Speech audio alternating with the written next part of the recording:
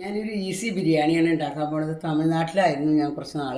അപ്പോൾ ചെന്നൈയിൽ ചെന്നപ്പോൾ അവിടുത്തെ ആളുകൾ ഉണ്ടാക്കുന്ന ബിരിയാണി കണ്ടിട്ട് ഞാൻ അത്ഭുതപ്പെട്ടു പോയി. അരമണിക്കൂർ പോലും എടുക്കില്ല, ഒരു മിനിറ്റിനുള്ളിൽ അവരുണ്ടാക്കണം. നല്ല സ്വാദുണ്ടായിരുന്നു. അപ്പോൾ ഞാൻ അതിൻ്റെ സീക്രട്ട് ഒന്ന് ചോദിച്ചു. അപ്പോൾ അവർ പറഞ്ഞു തന്ന വിധത്തിലാണ് ഞാനിത് ചെയ്യുന്നത്. പക്ഷേ എൻ്റെ കയ്യിൽ ചിക്കൻ ഇല്ല, ചിക്കൻ ബിരിയാണി ആരും ഇവിടെ കഴിക്കില്ല.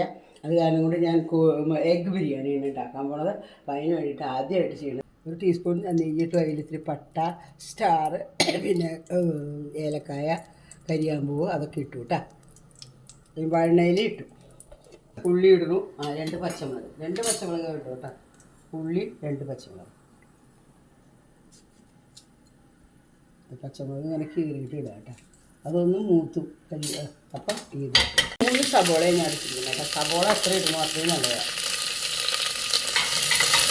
നല്ലോണം അരയ്ക്കാം. നല്ലോണം ഉള്ളി ഒരുവിധം വഴന്ന് വരുമ്പോൾ നമ്മൾ എന്ത് ചെയ്തിട്ടുണ്ടെങ്കിൽ അതിന് ലേശം മഞ്ഞൾപ്പൊടി, കുറച്ച് മഞ്ഞൾപ്പൊടി ഇടണം.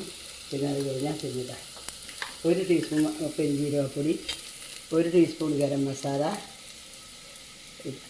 1 ടീസ്പൂൺ മല്ലിപ്പൊടി ഒക്കെ ഇനി നല്ലോണം ഇളക്കുക. പിന്നെ ginger garlic paste, 1 teaspoon ginger garlic paste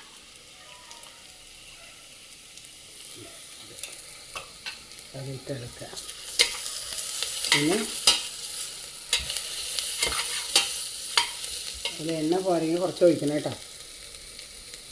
പുതിനയുടെ ഇല ഇടണം കേട്ടോ. പുതിനയുടെ ഇലയാണ് അധികം ഇടുന്ന തമിഴന്മാർ. പുതിനയുടെ ഇല, മല്ലിയില അതൊക്കെ ഇടണം. പുതിനയുടെ ഇല, മല്ലിയുടെ ഇല എത്ര ഇടാൻ പറ്റുമെന്ന് വെച്ചാൽ അത്രയും നല്ല സ്വാദാണ് പറഞ്ഞത്.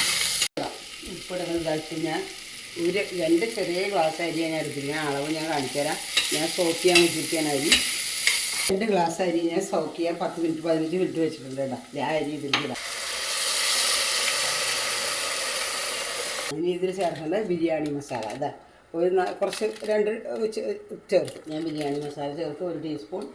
അത് കഴിഞ്ഞാൽ പിന്നെ തൈര് കുറച്ച് ചേർത്താൽ മതി കേട്ടോ. അതാ ഒരു പുളി ഇതിന് വേണ്ടിയിട്ടാണ് തൈര് ചേർത്തു. അത് കഴിഞ്ഞ് ഇളക്കണം. അതുകൊണ്ട് 1 ഗ്ലാസ് അരിയല്ലേ നമ്മളെടുത്ത. അപ്പോൾ 1 ഗ്ലാസ് അരിക്ക് 1.25 ഗ്ലാസ് വെള്ളം കേട്ടോ.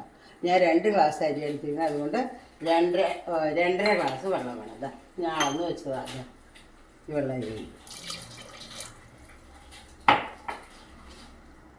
2.5 ഗ്ലാസ് വെള്ളം ഒഴിച്ചു കേട്ടോ. ഇനി കുക്കർ അടയ്ക്കാൻ പോവാണ്. അടയ്ക്കുന്നതിന് മുമ്പ് കുറച്ച്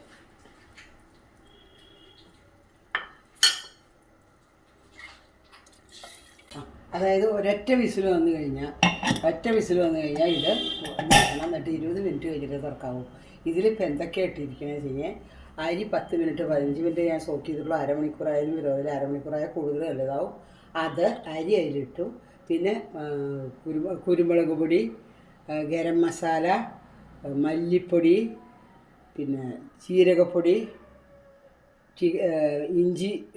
ഇഞ്ചിയും വെളുത്തുള്ളി കൂടി, ജിഞ്ചർ ഗാർലിക് പേസ്റ്റ്, മഞ്ഞൾപ്പൊടി അതെല്ലാം ചേർത്ത്, പിന്നെ പുതിനയുടെ ഇല, പിന്നെ മല്ലിയില അതെല്ലാം ചേർത്ത് ഉപ്പിട്ട്, പിന്നെ 1 ചെറിയ ഗ്ലാസ്, ഈ ഗ്ലാസിൻ്റെ അരിയാണ് ഞാൻ എടുത്തിരിക്കുന്നത്. ഇതിന് 2 ഗ്ലാസ് അരി എടുത്തിരിക്കണേ. അതിനപ്പം നമ്മൾ 2.5 ഗ്ലാസ് വെള്ളം ചേർത്ത് ഞാൻ വെച്ചു.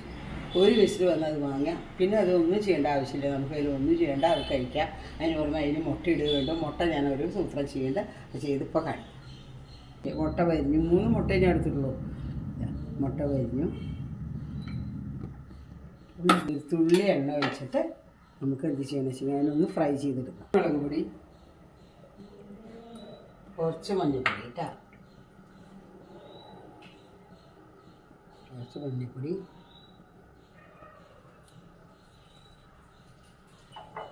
കുറച്ച് ബിരിയാണി മസാല, ഇത് തമിഴ്നാട്ടിലെ ബിരിയാണി മസാല മിക്സ് ചെയ്തിട്ട് മസാല ഇതിടാം. വെറുതെ ഒന്ന് ചൂടാക്കിയെടുക്കുക. വിസിൽ വന്നിട്ട് ഞാൻ 20 മിനിറ്റ് വെച്ചു. എന്നിട്ട് വാങ്ങിയപ്പോൾ നോക്കൂ, നല്ല അസൽ ബിരിയാണി. വേണമെങ്കിൽ ചെറുനാരങ്ങ നീര് ഒഴിക്കുക. അതിന് ചെറുനാരങ്ങ നീരില്ലാത്ത കാരണം ഞാൻ 1 തുള്ളി വിനീഗർ ഒഴിച്ചു. വിനീഗർ ഒഴിക്കണമെന്ന് നിർബന്ധമൊന്നുമില്ല കേട്ടോ. അതൊഴിക്കുക. അത് കഴിഞ്ഞാൽ ഇനി നമുക്ക് ഈ മുട്ട വയ്ക്കണം. മുട്ട ബൗളിൽ പകർത്തിയിട്ട് കാണിച്ചു തരാം. എഗ്ഗ് ബിരിയാണി കരായി നല്ല ടേസ്റ്റ് ഉണ്ട്, നല്ല സ്വാദുണ്ട്. വെറും 5 മിനിറ്റ് 10 മിനിറ്റിനുള്ളിൽ ഇത് കരായി. 20 മിനിറ്റ്, അതായത് 1 മിനിറ്റ് ഒരു വിസിൽ വന്നതിന് ശേഷം നമ്മൾ 20 മിനിറ്റ് കഴിഞ്ഞിട്ട് തുറക്കാൻ പാടുള്ളൂ. 2.5 ഗ്ലാസ് വെള്ളം ഒഴിച്ച്, അതായത് 2 ഗ്ലാസ് അരിക്ക് 2 ഗ്ലാസ് വെള്ളം, അല്ലെങ്കിൽ 2.25 ആയാലും കുഴപ്പമില്ല. അതിലും കൂടുതലായിരുന്നു അപ്പോൾ ചോറ് വേറെ കിടക്കില്ല. ഇതിപ്പോൾ ചോറ് എത്ര നന്നായി കിടക്കുന്നത് നോക്കൂ. നല്ല സ്വാദുള്ള ബിരിയാണിയായി, ചോറാണ് ബിരിയാണി. ഇതിൽ ഉള്ളി പൂപ്പിച്ചിട്ടില്ല, അണ്ടിപ്പരിപ്പ് നട്ട്സ് ഒന്നും ഇടില്ല. അതൊക്കെ വേണമെങ്കിൽ നിങ്ങൾക്ക് ഇടാം കേട്ടോ, പക്ഷേ അവിടുത്തെ ആൾക്കാർ അതൊന്നും ഇടില്ല.